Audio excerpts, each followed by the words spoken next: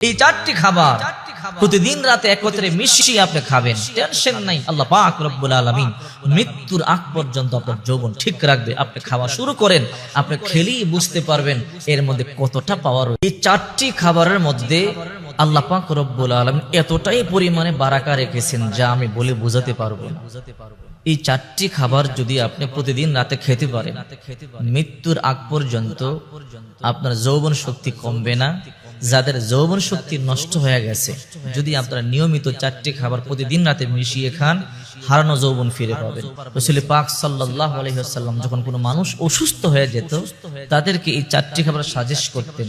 রাসূল পাক সাল্লাল্লাহু আলাইহি ওয়াসাল্লাম বিসমিল্লাহ বলে এই চারটি খাবার থেকে একটি খাবার খাওয়াই দিতেন। আল্লাহ পাক রব্বুল আলামিন সুস্থ করে দিয়েছেন।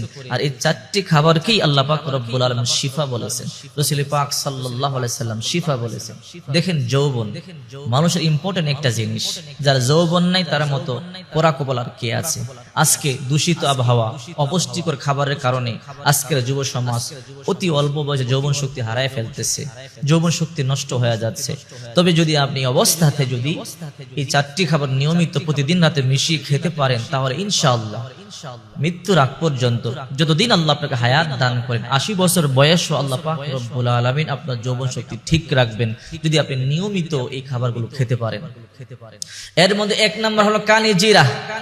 রাসূল পাক সাল্লাল্লাহু আলাইহি ওয়াসাল্লাম বলেন, সাম হলো মৃত্যু, তার মানে মৃত্যু ছাড়া সমস্ত রোগের ঔষধ হলো এই কালি জিরা। 2 নাম্বার মধুর ব্যাপারে সূরা নাহালের 68-69 নম্বর আয়াতে আল্লাহ পাক রব্বুল আলামিন বলেছেন, এই জন্য রব্বুল আলামিন এই মধু সম্পর্কে বলেন, তোমরা মধু পান করো বেশি বেশি, কারণ এই মধুর মধ্যে শিফা রয়েছে।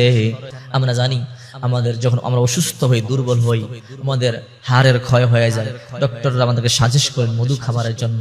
প্রতিদিন রাত্রিবেলা এই কিছু কালিজিরা, কিছু মধু, এগুলোকে ভালো করে পিষে, সুন্দর করে পিষে প্রতিদিন রাত্রে যদি আপনি এইগুলো পান করেন, ইনশাআল্লাহ দেখবেন আপনার দেহের দুর্বলতা দূর হয়ে যাবে, দেহের ক্ষয়রোগ দূর হয়ে যাবে, চোখের জ্যোতি যাদের কমে যায় জ্যোতি আস্তে আস্তে বেড়ে যাবে।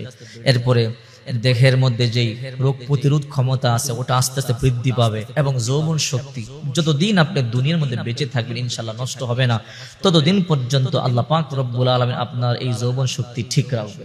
এমন মানুষ আছে অল্প বয়সে আল্লাহ পাক রব্বুল আলামিন যৌন শক্তি নষ্ট করে দিয়েছে, ডাক্তারের কাছে দৌড়াদৌড়ি করে, কবিরাজের কাছে দৌড়াদৌড়ি করে, কিন্তু মনের মধ্যে বড় দুঃখ, ঘরের মধ্যে অশান্তি, সংসারে অশান্তি। যৌবন যারা নাই তার মতো পরা কপালে এই দুনিয়ার মধ্যে আর কেউ নাই। এই জন্য সাবধান। রাসূল পাক সাল্লাল্লাহু আলাইহি ওয়াসাল্লাম বলেন, এই চারটি খাবার তোমরা সব সময় খাবে। এই চারটি খাবারের মধ্যে প্রচুর শক্তি রয়েছে।